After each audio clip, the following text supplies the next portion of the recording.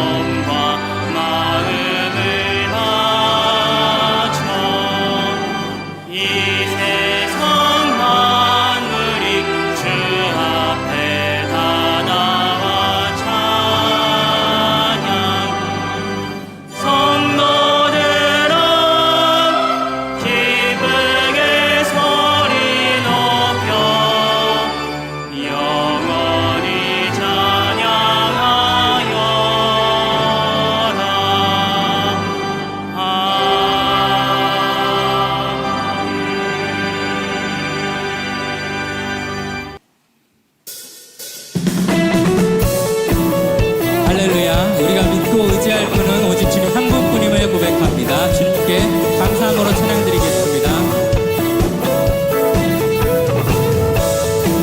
하늘 위에 주님밖에, 하늘 위에 주님밖에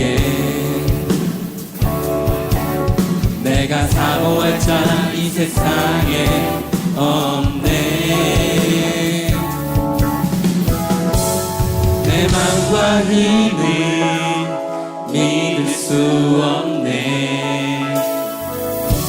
오직 한 가지 그 진리를 주는 나의 힘이요, 주는 나의 힘이요, 주는 나의 힘이요, 영원히 주를 의지하네. 주는 나의 힘이요, 주는 나의 힘이요, 주는 나의 힘이요, 영원히 주를 의지하리. 영원히.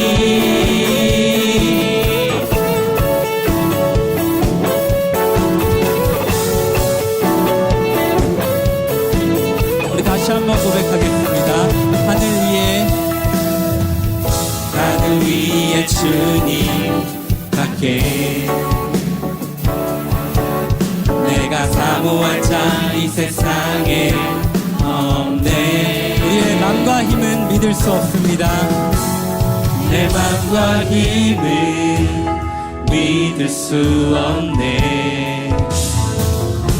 오직 한 가지 그 진리를 주는 나의 힘이요, 주는 나의 힘이요, 주는 나의 힘이요, 영원히 주를 의지하네.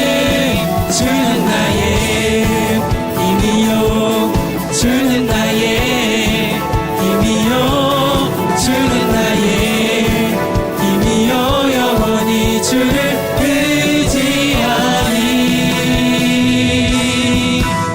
영원히.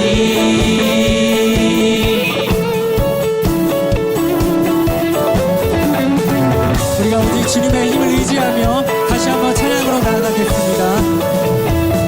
하늘 위에 주님밖에 내가 사모한 자 이 세상에 없네. 내 맘과 힘은 믿을 수 없네. 그러나 오직 한 가지 그 진리를 믿네. 주는 나의 힘이요, 주는 나의 힘이요, 주는 나의 힘이요, 영원히 주를 주는 나의 힘이요, 주는 나의 힘이요, 주는 나의 힘이요, 영원히 우리 목소리로 주는 나의 힘이요, 주는 나의 힘이요, 주는 나의 힘이요, 영원히 주님만을 주는 나의 힘이요, 주는 나의 힘이요, 주는 나의 힘이요, 영원히 주를 의지하니 영원히.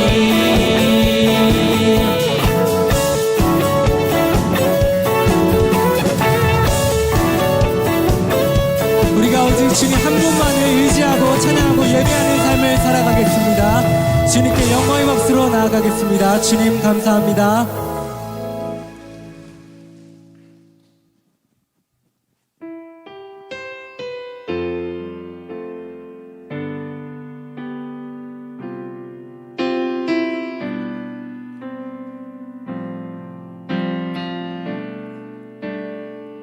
주 품에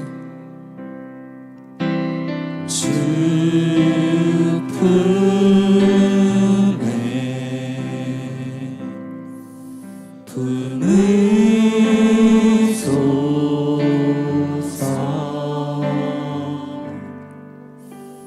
능력에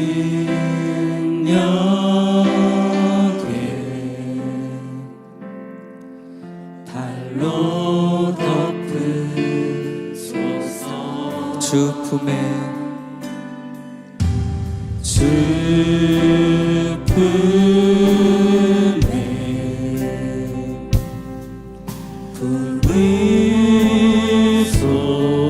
품으소서.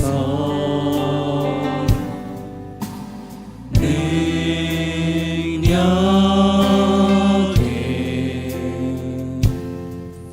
달로 덮으소서. 거친 파도 날 향해 와도 거친 파도 날 향해 와도 주와 함께 나오리니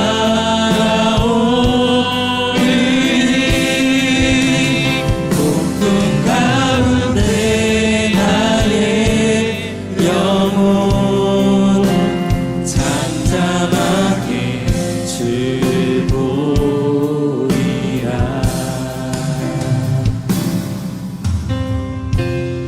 주님 안에 나 거하리. 주님 안에 나 거하리.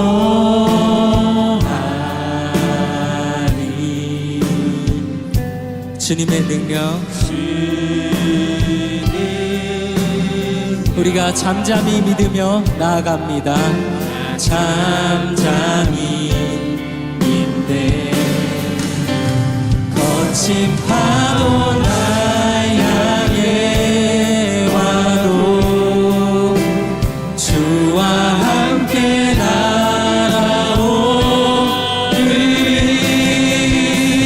폭풍 가운데 나의 영혼 잠잠하게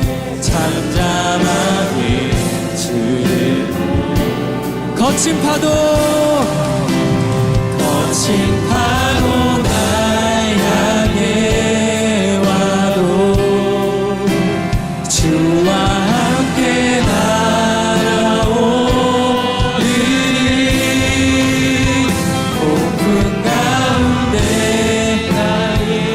주님으로 인하여 잠잠하게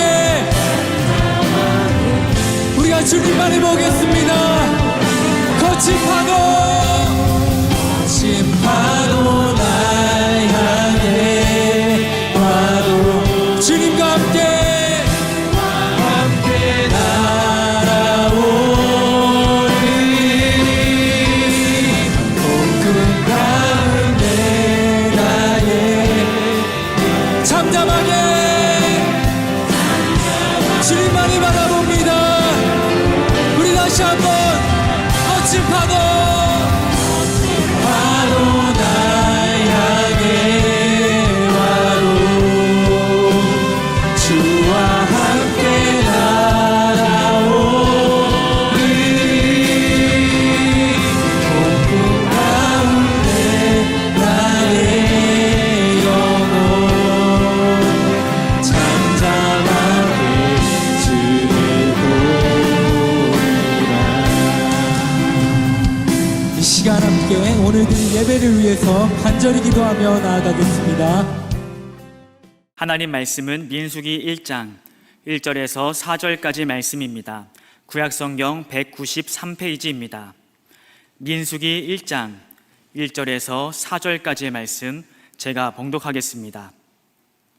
이스라엘 자손이 애굽 땅에서 나온 후 둘째 해 둘째 달 첫째 날에 여호와께서 시내 광야 회막에서 모세에게 말씀하여 이르시되 너희는 이스라엘 자손의 모든 회 중 각 남자의 수를 그들의 종족과 조상의 가문에 따라 그 명수대로 계수할지니 이스라엘 중 20세 이상으로 싸움에 나갈 만한 모든 자를 너와 아론은 그 진영별로 계수하되 각 지파의 각 조상의 가문의 우두머리 한 사람씩을 너희와 함께하게 하라. 아멘. 이 시간 시온 찬양대에 찬양이 있겠습니다.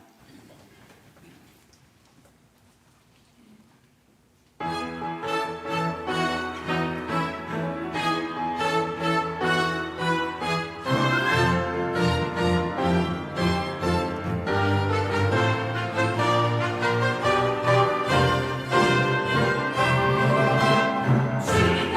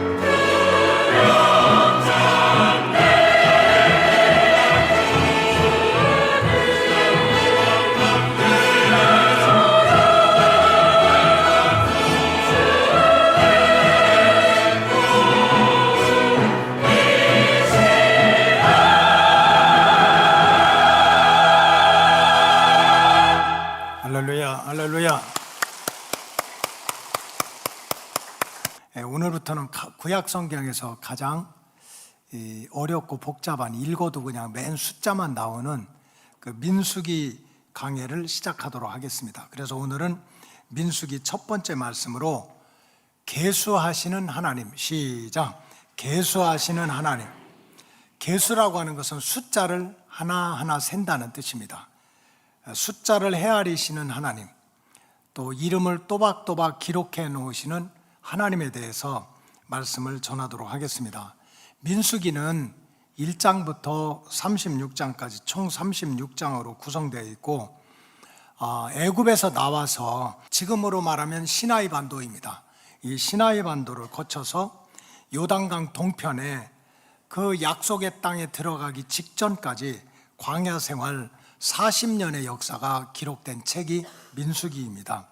그런데 오늘 본문 1절 이하에 보면 이 시나이 반도, 시나 광야에 머물고 있던 모세와 이스라엘 백성들에게 하나님께서 이스라엘 백성들의 숫자를 계수해라.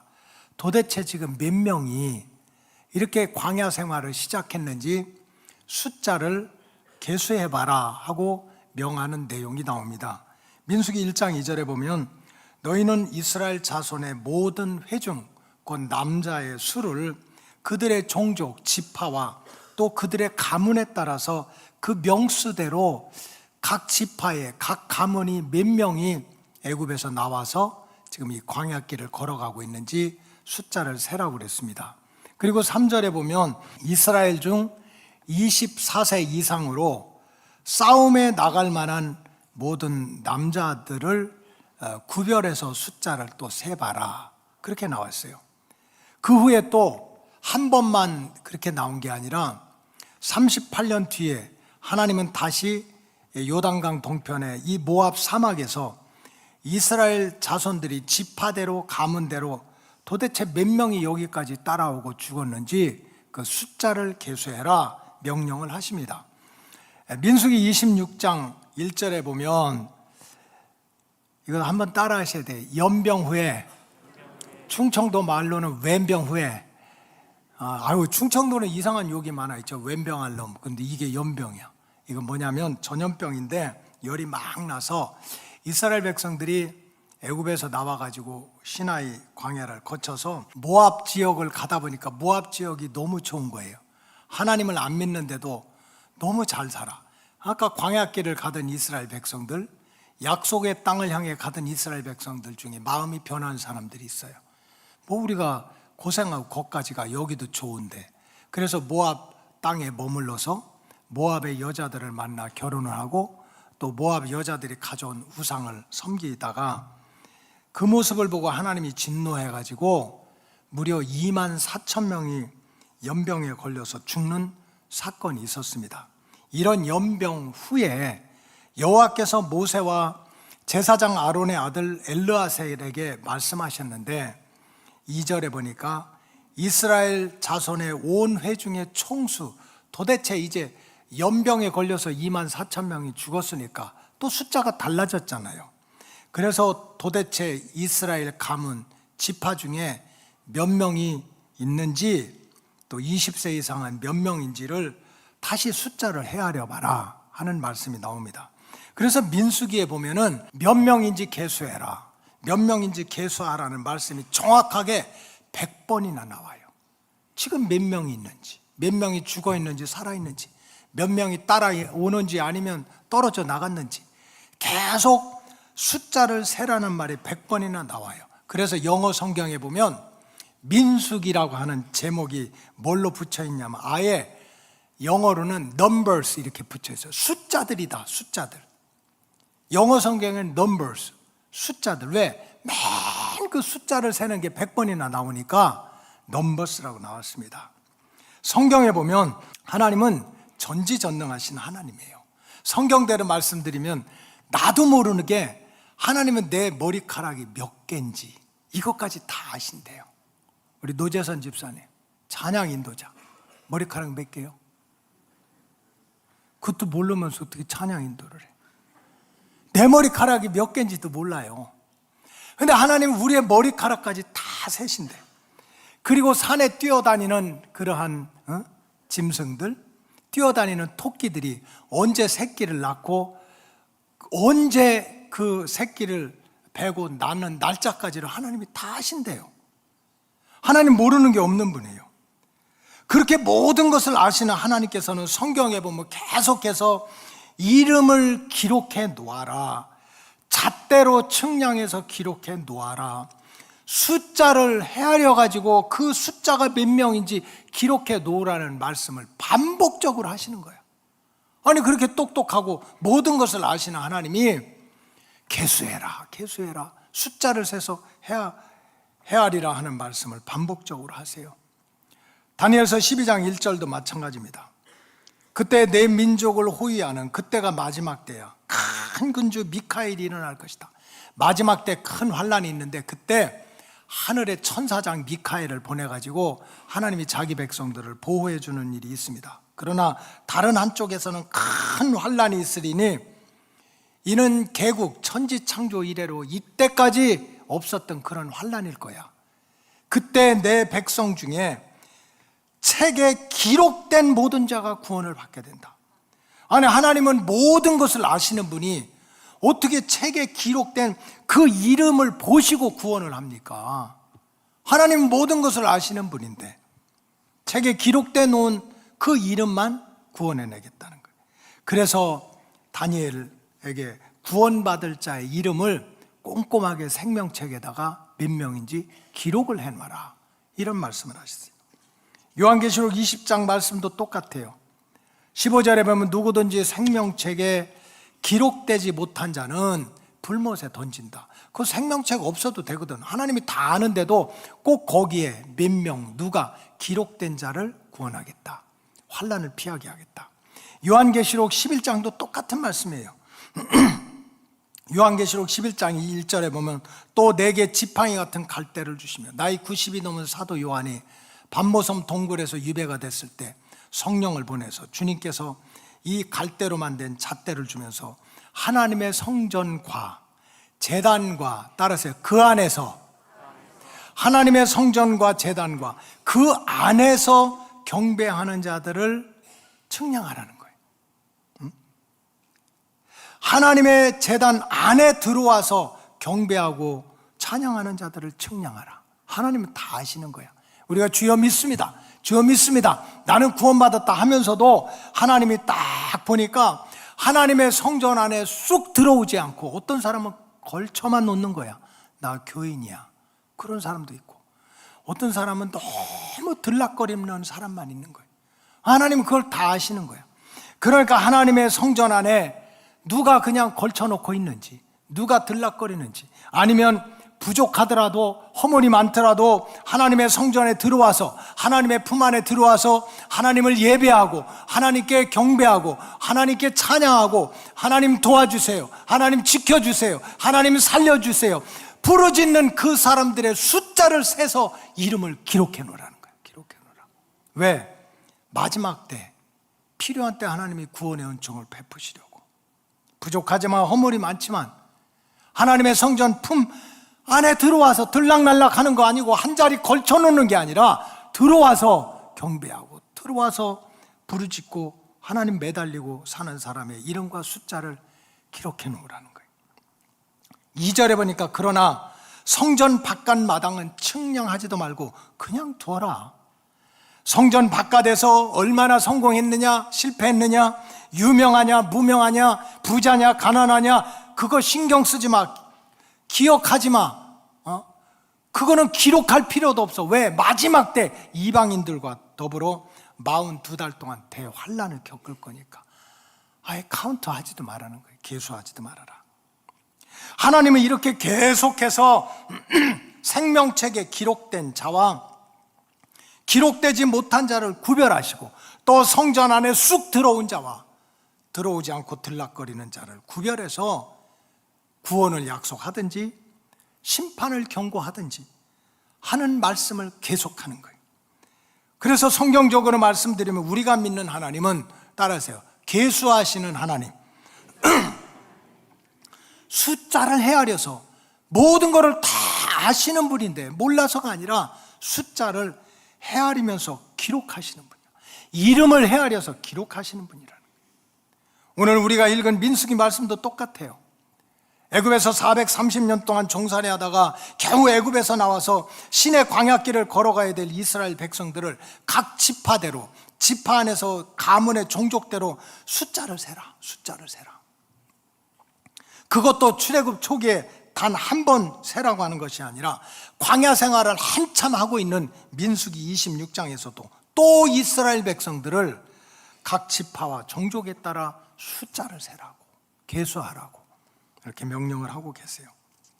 그렇다면 하나님은 애굽에서 나왔는데 그냥 약속의 땅에 들어가도록 두면 되지, 광야길을 걷고 있는 이스라엘 백성들을 지파와 종족에 따라 계속 숫자를 세라, 그리고 그 이름을 기록하라고 왜 명령을 하셨을까? 여러 가지 이유가 있지만 지금부터 300여 년 전에 영국에서 청교도 그렇게 운동이 일어날 때 그 청교도 신학자 중에 가장 유명한 매튜 헨리라고 하는 목사님이 민수기 주석에서 바로 하나님께서 이스라엘 백성들한테 지금 네 지파 중에 무슨 가문이, 이씨 가문이, 김씨 가문이 몇 명인지 자꾸 숫자를 헤아리려고 하신 이유가 있다는 거예요. 그 대표적인 이유가 있는데, 첫째 이유는 약속을 지키시는 하나님을 바로 믿게 하기 위해서 자꾸 숫자를 헤아리라고 한 거예요. 하나님께서 이스라엘 민족의 조상 아브라함을 택하시면서 하나님이 한 가지 약속을 하셨어요. 내 후손을 하늘의 별과 같이 아주 번성하게 해주겠다. 창세기 15장 5절에 보면 그를 이끌고 밖으로 나가서, 하나님은 참 낭만적인 분이야. 아주 꼼꼼하신 분이야. 본토와 친척을 떠나서 고생하고 있는 아브라함을 이렇게 밖으로 데리고 나서 하늘을 우러러보라. 뭇별을 셀 수 있는지, 하늘에 있는 별이 네가 셀 수 있는지 보라. 또 그에게 이르시되 내 자손이 이와 같으리라. 지금 아브라함이 하나님의 말씀을 듣고 온전히 순종해서 본토를 떠날 때 아브라함의 가족은 자기와 나이 많은 아내와 조카로 셋밖에 없어요. 이런 아브라함에게 하나님께서 내 자손이 하늘의 별처럼 많아질 것이라고 약속하는 말씀을 주신 거야. 약속하셨어요. 근데 아브라함이 죽은 후에 1대, 2대, 3대, 6대가 지난 모세의 때에 광야에서 이스라엘 백성들의 숫자를 세보니, 아브라함의 후손이었던 이스라엘 백성들의 숫자를 세보니 20살 이상의 장정 남자들만 60만 명이 넘었고 여자와 어린아이를 합치면 최소 200만 명이 넘는 아브라함의 후손들이 생긴 거예요. 하나님은 아브라함에게 하신 약속의 말씀을 확실하게 지킨 거예요. 확실하게. 약속을 주실 때 아브라함은 아들이 하나도 없었어요. 딸도 없었어. 그러나 몇 세대가 지난 후에 출애굽 시대에는 200만이나 넘는 민족으로 번성하게 성장을 시켜주신 거예요. 그래서 모세와 이스라엘 백성들은 몰랐어요. 하나님은 그냥 지파대로 가문대로 몇 명인지 세라고 그래서 세다가 깨달은 거예요. 세다가. 우리 믿음의 조상 아브라함은 아들 하나 딸 하나 없었는데 하나님께서 내 자녀들을, 내 아들과 딸을 하늘의 별처럼 번성하게 해주겠다는 약속을 이스라엘 백성들이 자기들 숫자를 세다가 깨달은 거예요. 모세와 이스라엘 백성들은 계수하는 그 일을 통해서 약속을 꼭 지키시는 하나님에 대한 믿음을 견고하게 다시 살려냈다는 뜻입니다. 여러분, 오늘날 우리 믿음의 역사도 마찬가지입니다. 여러분, 성공하기 원하십니까? 대답 안 하면 나도 안 하는 거지 뭐. 행복하기 원합니까? 축복받기 원합니까? 그럼 신앙생활을 조금 담백하게 하셔야 돼요. 그렇다면 세상 사람들하고 똑같이 내가 성공하려면, 내가 행복해지려면, 내가 이기려면 그저 세상 실력 있고 세상 능력 있고 정치 잘해야 되고 큰 소리 쳐야 되고 이러한 세상적인 기준에서 벗어나야 돼요. 하나님 안 믿어도 그 말은 다 하잖아요. 정말 저와 여러분들이 믿음 안에서 그렇게 원하는 행복을 원하고 성공을 원하고 축복을 원한다면 하나님은 자기 백성들을 향해서 하신 약속의 말씀을 절대로 지키시는 분이시다. 그렇기 때문에 로고스 가족들은 자기 백성을 택하시고 구원하시면서 이제 내가 너 택하고 구원했으니까 네 힘대로 살아, 이런 분이 아니시거든요. 그 많은 사람들 중에서 우리를 택하고 구원하시면서 하나님이 약속을 하세요. 너 절대로 외롭지 않을 거야. 너 고아처럼 버려두지 않을 거야. 내가 세상 끝날까지 너와 함께 할 거야. 내가 고장나면 고쳐주고, 내가 아프면 치료해주고, 내가 먹을 것이 없어도 내가 채워줄 거야. 고쳐주겠다, 치료하겠다, 은혜와 복을 주시겠다, 천국 백성이 되겠다는 약속의 말씀을 우리에게 주시는 분이십니다. 그렇기 때문에 우리가 정말 믿음을 통해서 우리 인생이 변하기를 원한다면 다른 거 아니에요. 세상 사람들하고 똑같이 그것이 아니고 약속의 말씀을 꼭 붙들고 믿음 생활을 하시기 바랍니다. 왜? 하나님은 당신이 약속한 것을 반드시 지키시니까. 이렇게 약속의 말씀을 붙들고 살아갈 때 어렵고 힘든 광야 생활 속에서도 우리 로고스 가족들이 항상 승리하는 믿음의 길이 열리게 될 줄로 믿습니다.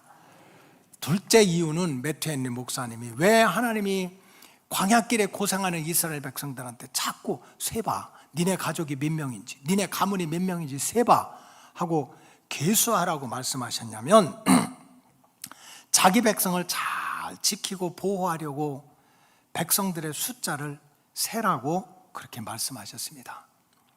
민수기 1장 2절에 보면 계수를 하는데 싸움에 나갈 수 있는 24세 이상의 남자들의 숫자를 세라고 그랬어요. 민수기 26장에서도 똑같은 말씀을 하셨어요. 각 지파와 족속 중에서 이렇게 숫자를 세는데 20세 이상으로 전쟁에 나갈 수 있는 남자를 계수하라고 그랬습니다. 왜 그랬습니까? 한두 명도 아니고 장정들만 해도 60명이고요. 애들까지 합치면 200만 명을 각 가문대로 지파대로 해가지고 자꾸 세라는 거예요. 그것도 민수기에 보면 100번이나 숫자를 세라는 거예요. 숫자를 세. 하나님이 왜 광야길도 힘든데 자꾸 숫자를 세라고 합니까? 그건 괴롭히고 벌 주려고 그런 게 아니에요. 그건 하나님께서 자기 백성들을 지켜주고 보호하기 위해서 지파마다 가문마다 숫자를 계속 세라고 했던 거예요. 제가 모일 때마다 이름 부르거든요. 오코 리더들 모일 때, 또 선교회장도 모일 때 주구장창 이름을 불려. 왜? 민수기에 보면 100번을 부르더라고. 100번을. 여러분, 숫자를 헤아리고 헤아리지 않는 게 얼마나 중요한 줄 압니까? 내가 정말 저한테 가장 은혜를 끼친 목사님이 대전에 계신 영상 보신다고 하니까 이름을 얘기하지. 김군식 목사님이에요. 근데 이분 목사님이요, 엄청 시험 들어서 한 3년 동안을 시험에 들은 거예요. 그 얘기를 제가 한 몇 번을 들었어요. 서울에 결혼식이 있어가지고 이제 버스 2대로 한 5, 60명이 이제 목사님이 주례를 해서 주례를 마치고 내려오시는 거예요. 그래서 목사님은 또 그 휴게실에서 교인들 시원한 거 하나라도 마시게 하고 싶어서 버스 2대를 다 내리게 하고 음료수 하나씩 다 마시라고 막, 원래 그분은 부지런한 분이니까. 그래서 그냥 회장 부르고 이래서 음료수 하나씩 나눠주라고 그래서 다 나눠줬어요. 그러고 났는데 버스가 가버렸어. 이 목사님은 어떡하고? 남겨놓고. 아니, 거기에 탄 사람이 60몇 명이 넘은 거야. 근데 한 명도 주례했던 목사님, 서울까지 갔던 목사님, 그 휴게소에서 우리에게 시원한 냉수를 주신 목사님이 이 차에 타셨는지 안 타셨는지 한 명도 계수를 안 한 거야. 그래서 이분이 3년 동안 시험에 들어가지고 틈만 있으면 주차장에서 나 놓고 간 교인들 이름을 내가 다 기억하고 있다, 이렇게. 여러분, 북극에 그 다큐멘터리 보면 툰드라 지역이 있습니다. 툰드라. 참 인간이 대단해요. 인간은요, 환경에 적응하게 돼 있어. 얼마나 춘지 평균 마이너스 50도야. 지금 덥다고 하지 마세요. 저기 뭐 미국도 그 데스밸리라든지 또 아리조나 그쪽에 가면 막 평균 45도, 50도야. 그냥 나가면 거의 반숙돼. 그렇게 더워. 근데 이 툰드라는 마이너스 50도, 60도가 되는데 그 뭐 풀도 없고 없죠. 그러니까 이제 유목민들이 살아요. 유목민들이 대가족을 이뤄가지고 뭐 15명, 뭐 할머니, 할아버지, 손주들까지 대가족을 이뤄서 술록을 킵니다. 술록. 그 대가족이니까 술록을 키우는데 보통 적으면 2,000마리, 많으면 3,000마리 술록을 키워요. 그냥 막 눈보라 치고 얼음이 쩍쩍 갈라지고 이런 데서 술록을 키웁니다. 그런데 그 가족들이요, 2,000마리, 3,000마리 되는 술록들의 이름을 다 외워요. 놀라질 않으셔. 다 하나하나 외우는 거야. 왜 외울까요? 괴롭히려고? 아닌 거야. 눈보라가 치고 미끄러지고 그런 데서 누구 하나 빠질까봐, 죽을까봐 지키려고, 보호하려고 그들의 이름 하나하나를 다 외우는 거예요. 이스라엘 백성들이 애굽에서는 나왔지만 약속의 땅에 들어가는 길이 대로같이 열리는 것은 아닙니다. 광야길을 가다 보면 방해하는 세력들, 가로막는 원수들, 악한 마귀 사탄의 세력이 계속 방해해놓고 태클 걸고 못 가게 하고 조롱하는 일이 계속될 거예요. 이스라엘 백성들은 자신들의 미래 인생을 몰라도 하나님은 이런 미래의 역사를 아시고 다 서든지 하나님의 백성들이 스스로 자기 가족을 지키고 자기 생명을 지키도록 군대를 만들고 군사를 키우기 위해서 계속해서 숫자를 세서 장정들, 20세 이상의 장정들을 모아가지고 그렇게 이스라엘 백성들을 지키는 군사를 만들으라고 100번이나 말씀하신 거예요. 하나님이 괜히 괴롭히고 있어 심심해가지고 광야길에서 고생하는 이스라엘 백성들한테 숫자 세 그런 게 아닌 거예요. 만일에 모세와 이스라엘 백성들이 지금 우리 힘들어 죽겠는데 뭐 맨날 그냥 하나님은 100번이나 숫자를 세라고 그래. 하는 그 숫자를 세라는 말씀에 순종하지 않았다면 광야에서 방해하고 대적하는 무리들을, 물론 하나님이 도와주시겠지만 어떻게 물리칠 수가 있었겠습니까? 제가 신앙생활을 이렇게 어릴 때부터 또 목회생활을 하다 보니까, 오래 하다 보니까 깨닫는 것이 있어요. 여러분, 신앙생활은 담백하게 해야 돼요. 순수하게 해야 됩니다. 자꾸 머리 쓰고 작전 짜고 이래서는 안 돼요. 여러분, 우리 인간이 똑똑한 것 같지만 실상은요, 얼마나 이중적이고 얼마나 어리석고 얼마나 교활한 줄 압니까? 저와 여러분들이 비행기를 타거나 배를 탈 때 알고 탑니까? 비행기의 구조, 비행기의 원리, 비행기가 그 기류를 어떻게 타고 가고, 지금 이 비행기 안에 연료가 얼마나 들어있고, 이런 거 다 점검해가지고 원리와 구조를 알고 비행기를 탑니까? 누가 있겠어요? 몰라요. 몰라도 탑니다. 비행기를 타면 하늘을 날 수 있고 내가 가는 곳에 갈 수 있다라고 믿고 돈까지 주고 탄다고. 돈까지. 여러분들도 예수 잘 믿지만 또 육신을 가지고 살 때 보니까 약을 먹을 때가 있잖아요. 몸이 아플 때 이런저런 약을 드십니다. 조그만 거, 큰 거 약을 드는데, 사실 알고 보면 약은 독입니다. 독. 바이러스나 세균을 죽이는 포이즌, 독입니다. 그러니까 많이 먹으면 어떻게 됩니까? 죽을 수가 있는 거예요. 그래서 우리가 병원에 가서 몸이 아파서 가면 의사 선생님이나 약사 선생님이 약을 지어주면서 뭐 식후 30분 후에 요 시간을 맞춰서 요 약을 드십시오 하고 처방을 해주면, 아마 우리 로고스 가족들은 집에 와서 약봉지를 열고 약탕키에 넣고 그걸 다 깨가지고 이렇게 화학적으로 실험해 보고 또 물리학, 생물학적으로 시험을 봐가지고 화학적으로 분석하고 다 작용, 부작용 헤아려 본 다음에 아, 이거 안전하구나. 그래서 그 약을 먹는 줄로 믿습니다. 그렇게 해요, 안 해요? 안 해요. 이게 사실은 작은 독이야. 근데도 나보다 더 잘하는 의사 선생님, 약사 선생님이 시간을 맞춰서 요 약을 먹으면 고침 받는다니까 돈까지 줘가면서 그 약을 먹어요. 근데 이상해. 믿음의 세계 안에만 들어오면 사람이 싹 달라지는 거야.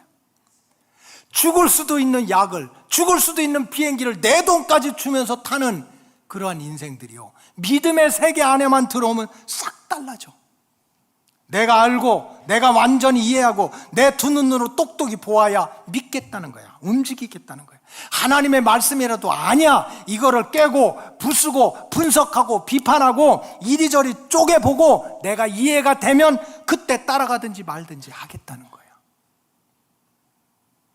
세상적인 거는 돈 주고까지 마음대로 하면서 모르면서, 이게 얼마나 이중적이고 교만하고 어리석은 일이라는 것을 빨리 깨달아야 돼요. 아까 주여 믿습니다, 주여 믿습니다 하면서도 하나님의 손길을 통해서 어떤 구원의 역사와 은혜와 축복도 체험하지 못하는 거예요. 여러분, 100번 1000번을 말씀드려도 하나님은 우리에게 포이즌, 독을 주시는 분이 아니십니다. 말씀 한마디를 주어도 우리 영을 살려내고 육을 살려내기 위해서 약을 주시는 분이에요. 약. 그것도 보통 약입니까? 옛날에 나온 구약도 주고요, 요즘 나온 신약도 주시는 분이야. 시공을 초월해가지고 우리 영혼과 우리 육신을 살려주기 위해서 약을 주시는 분이야. 그렇기 때문에 우리 로고스 가족들은 왜 이중적으로 신앙생활을 합니까? 세상적이고 육신적이고 그것은 죽을지도 모르면서 돈까지 내고 먹으면서 우리의 영혼을, 우리의 가정을, 우리의 생명을 지켜주고 보호하신다는 하나님의 말씀은 찔러서 쪼개고 분석하고 의심하고, 그래서 내가 이해가 돼야 할까 말까 하겠다는 거예요. 무슨 응답이 있겠어요? 물론 여러분, 하나님의 말씀을 듣고 신앙생활을 하다 보면 때로는 이해가 안 돼요. 예수님 물 위로 걸어갔다는 게 이해가 됩니까? 죽은 자가 살아났다는 게 말이 됩니까? 이해가 안 되고, 때로는 마음을 불편하게 하고, 때로는 좀 부담감을 줄 수도 있습니다. 그럼에도 불구하고 하나님의 말씀은 우리의 영과 육을 살리는 생명의 약이고 축복의 약입니다. 그래서 우리가 이 하나님의 약이 되는 말씀을 존중하고 온전히 따르고자 하면, 우리는 모르지만 우리의 미래를 아시고 또 우리의 미래를 지켜주시고 보호해 주시고 살 길을 열어주시는 하나님을 반드시 만나게 될 줄로 믿습니다. 또한 세 번째 이유는 이스라엘 백성들을 질서정연하게 약속의 땅으로 인도하고자 하는 뜻으로 하나님은 자꾸 이스라엘 지파와 종족들에게 너 몇 명이야? 몇 명이야? 이렇게 숫자를 헤아리라고 명령을 하셨습니다. 오늘 본문 4절에 보면 먼저 각 지파별로 우두머리 한 사람씩을 세워라. 각 지파의 각 조상 가문의 우두머리 한 사람씩을 세우고, 그리고 각 지파는 성막을 중심으로 동서남북으로 동쪽에 세 지파, 서쪽에 세 지파, 남쪽에 세 지파, 북쪽에 세 지파를 배치해서 니네 마음대로 움직이지 말고 성막을 중심으로 해서 잘 질서정연하게 움직여라, 이런 말씀을 주셨어요. 우리가 잘 아는 대로 이스라엘 백성들이 애굽에서 나와서 약속의 땅 가나안을 향해서 갈 때 광야길을 가게 되는데, 이때 지파의 숫자만 해도 12개예요. 백성들의 총수는 200만 명이 넘었어요. 근데 만일 200만 명이나 되는 백성들이 각 지파대로 자기 가문대로 이렇게 가겠다 저리 가겠다, 목소리 큰 사람대로 이리 가자 저리 가자 했다면은 이 배가 어디로 가겠어요?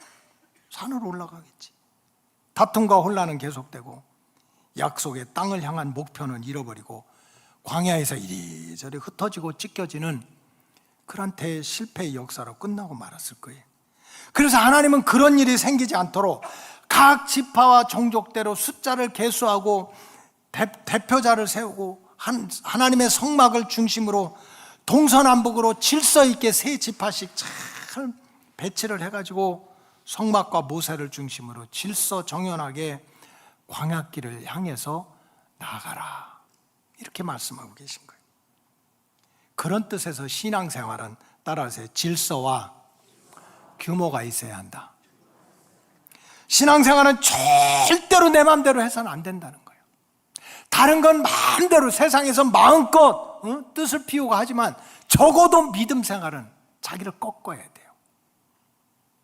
약속의 땅에 이르는 구원의 완성을 이루기 위해서는 세상에 지식 많다고 내 지식 앞세워도 안 되고, 내 목소리 크다고 내 목소리를 앞세워도 안 되고, 나를 낮추고 내 마음대로 하려는 자기 주장을 버리고 질서 정연하게 겸손하게 성막을 중심으로, 낮에는 구름 기둥으로 밤에는 불 기둥으로 인도하시는 하나님의 인도하심을 받아야 될 줄로 믿습니다. 그럴 때 광야 생활 40년을 우리가 헤쳐나가고, 또 하나님께서 약속하신 젖과 꿀이 흐르는 가나안 땅에 이르는 은혜와 복을 내리게 될 줄로 믿습니다. 마지막으로 민수기의 결론이 있습니다. 민수기에서 가장 중요한 결론적인 메시지는, 너는 지금 어느 숫자에 들어가 있는지를 분별하는 거예요. 너는 지금, 하나님은 자꾸 숫자를 헤아려 계속 숫자를 100번이나 해야 되는데, 너는 지금 어떤 부류, 어떤 그룹에 들어가 있는지 너 분별해야 된다는 거예요.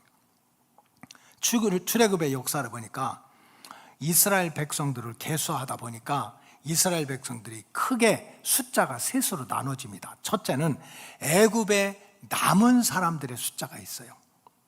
모세가 하나님의 명령을 받아서 430년 동안 종살이 하다 이제 먹고 살만하고 이제 안정됐지만 여기는 하나님이 없다, 여기는 절대로 안 된다, 우리가 하나님을 섬기러 가야 된다, 하나님이 우리에게 약속의 땅을 주셨다는 말씀을 듣고 이스라엘 백성들이 전체가 다 애굽에서 나왔을까요? 아니에요. 지금까지 여기서 그래도 400년을 조상 대대로 살아왔는데, 직장이 여기 있고 학교가 여기 있고 친구들이 다 여기 있는데 어떻게 여길 떠나? 모세가 하나님의 뜻이라고 그래도요, 애굽에 눌러 앉은 사람들의 숫자가 있었어요. 그것도 다 세놓으라는 거예요. 애굽에 남은 사람들은요, 물론 하나님이 무슨 얘기해도 여기가 너무 좋아, 너무 편해, 내 친구들, 내 사업장 여기 세상에 다 있어, 애굽에 다 있어. 세상이 좋아서, 세상이 희망을 걸어서 약속의 땅에 가지 않고 애굽에 남은 사람들의 그룹이 있었어요. 결국 그 사람들은 세상의 심판을 받고 세상이 불바다가 될 때 영원히 망하는 존재가 될 거예요.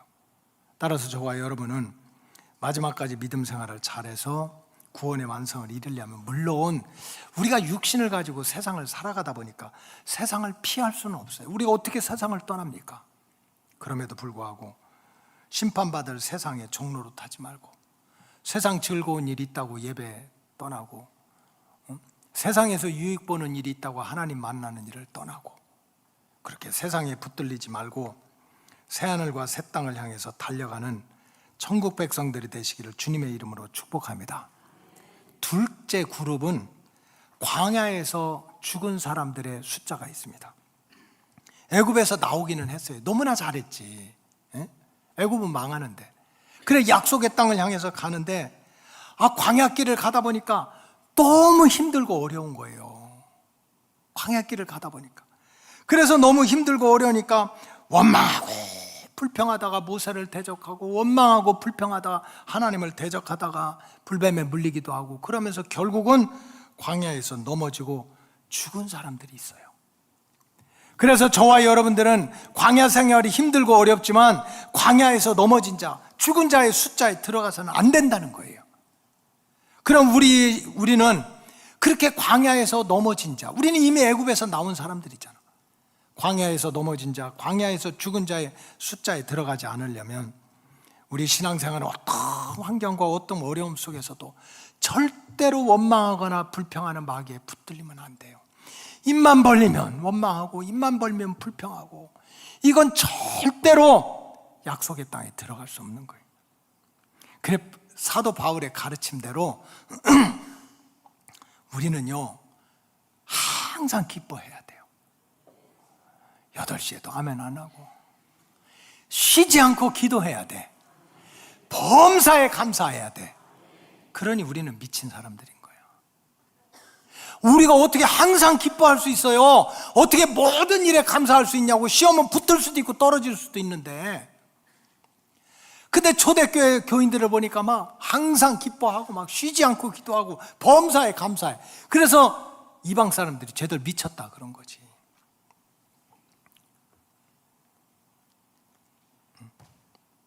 그렇게 정말 우리가 어떻게 하면 항상 기뻐하고 어떻게 하면 항상 감사할 수 있나요? 쉬지 않고 기도해야 돼요. 그래 바울이 항상 기뻐하고 항상 감사하는 것은 기도하지 않고는 안 된다는 거지. 사도 바울의 가르침처럼 세상 사람들이 쟤들 나사 하나 빠졌나 그런 소리 좀 들으면 어때요? 광야에서 죽는 것보다 훨씬 낫지.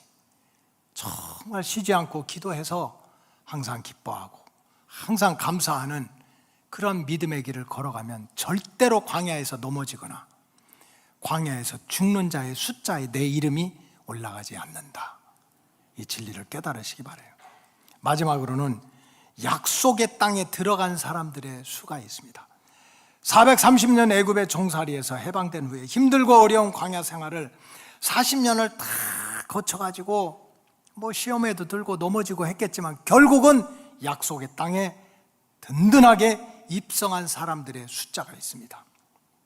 우리 로고스 가족들 모두가 애굽 땅에 눌러 앉은 자가 아니고 광야길을 가다가 넘어져서 죽은 자가 아니고 약속의 땅에 꼭 들어간 백성들의 숫자에 저와 여러분들의 이름이 기록되기를 주님의 이름으로 축복합니다. 약속의 땅에 들어가는 길은요 절대적으로 내 의나 공로로 들어가는 게 아니에요. 100번 1000번을 말씀드려도 하나님의 인도하심입니다. 만나와 매출하기로 낮에는 구름 기둥으로 밤에는 불 기둥으로 이게 학벌 가지고 됩니까? 이런 기적의 역사는 하나님의 인도하심이에요. 그럼에도 불구하고 출애굽의 역사에 보니까 우리가 약속의 땅에 들어가는 것은 분명히 하나님의 인도하시지만 그하고 또 다른 중요한 것이 있고 꼭 기억해야 될 것이 있는데 그거는 우리 눈에 보이지 않는 하나님의 구원 역사가 있지만 모세처럼 눈에 보이는 목자의 인도함을 꼭 받아야 된다는 뜻입니다. 신앙생활은 혼자 하는 게 아니에요. 독학하는 게 아니에요. 무슨 스님들처럼 산속에 들어가 입산수도하는 게 아닙니다. 성막을 중심으로 목자를 중심으로 하나님의 인도함을 받아야 돼요. 그래서 성경에 보면 목자가 없는 양의 위험성에 대해서 반복적으로 경고를 합니다. 에스겔 34장 5절에 보면 목자가 없으므로 그것들이 양들이 흩어져서 모두 뭐의 밥이 됐다는 거예요? 들짐승의 밥이 됐다. 마태복음 9장 36절에 보면 무리를 보시고 불쌍히 여기사 예수님이 수많은 무리들을 보고 불쌍히 여겼어요. 왜? 그들이 목자 없는 양과 같이 돼가지고 자기들 나름대로는 성공해야지, 자기들 나름대로는 행복해야지 노력하는데도 뭐가 되는 게 없어. 목자의 인도함을 안 받아서. 그래서 자기들의 인생이 그냥 기진맥진하고 기쁨도 없고 행복도 없고 쓰러지고 있구나 하고 탄식하고 있는 것입니다. 우리가 약속의 땅에 들어가는 그 숫자에 내 이름이 올라가는 것은 반드시 하나님의 은혜이지만 땅에서는 눈에 보이는 목자의 인도함을 받아야 된다는 거예요.